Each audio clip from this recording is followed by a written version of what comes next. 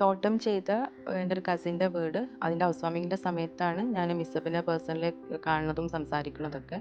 അപ്പോൾ എൻ്റെ ഒരു വീടിൻ്റെ ഒരു ഇത് ഞങ്ങൾ പ്ലാൻ ചെയ്യുന്ന സമയമായിരുന്നു. അതിൽ 3 കാര്യങ്ങളാണ് ഞാൻ മിസ്സപ്പിൻ്റെ അടുത്ത് പറഞ്ഞത് എൻ്റെ ഒരു വീടിൻ്റെ ഒരു കൺസെപ്റ്റ് രീതിയിൽ. അപ്പോൾ അവർ ആദ്യം എനിക്കൊരു എൻ്റെ ഒരു കൺസെപ്റ്റും ഒരു ഒരു ആൻറ്റിക് സ്റ്റൈലും ഒക്കെ ഞാനും ഹസ്ബൻഡും പറഞ്ഞിട്ടുണ്ടായിരുന്നു. അങ്ങനെ ഒരു കൊളോണിയൽ ആൻറ്റിക് സ്റ്റൈലിൽ വീട് വരച്ചു തന്നു. അത് ഞാൻ ഹാപ്പി ആയിരുന്നു. ആ ഒരു കാര്യത്തിൽ അവർ ചെയ്ത ഇൻറ്റീരിയറിലൊക്കെ ഞാൻ ഹാപ്പി ആയിരുന്നു.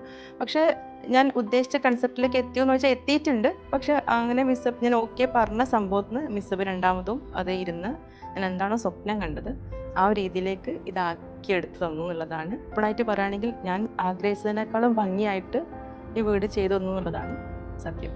ആൻഡ് ഇവിടുത്തെ ഓരോ ഷോ പീസുകളായാലും കസ്റ്റമൈസ് ചെയ്ത് വരച്ച് തന്ന് പിന്നെ അതിൻ്റെ മെറ്റീരിയൽ സെലക്ഷൻ ആയാലും നമുക്കത് ഒട്ടും ഈസി അല്ലായിരുന്നു ഇത് കണ്ടെത്തുക എന്നുള്ളത്. അപ്പോൾ അതിൻ്റെ ഓരോ സ്ഥലത്ത് പോയിട്ട് അവരെന്നെ പോയി എടുത്ത് നമ്മൾ ഒരുമിച്ച് പോയി എടുത്ത സംഭവങ്ങളുണ്ട്. അങ്ങനെ ഒരുപാട് ഈ വീടിൻ്റെ ഒരു തുടക്കം മുതൽ അവസാനം വരെ എന്ന് പറഞ്ഞാൽ ഒരു ജേണി തന്നെ ആയിരുന്നു ഞങ്ങൾ ഒരുമിച്ചുള്ള.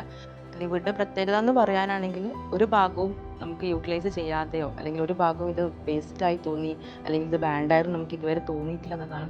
ഒരു വീടിനെ പറ്റി സ്വപ്നം കാണുന്ന ആളുകൾക്ക് ഞാൻ എപ്പോഴും സജസ്റ്റ് ചെയ്യാറുള്ളത് തോട്ടമ്മ തന്നെയാണ്. ഇനിയും ഒരുപാട് വീടുകൾ ഇതുപോലെ നല്ല രീതിയിൽ അല്ലെങ്കിൽ ഒരുപാട് പേരുടെ സ്വപ്നങ്ങൾ അവർക്ക് യാഥാർത്ഥ്യമാക്കാൻ പറ്റട്ടെ.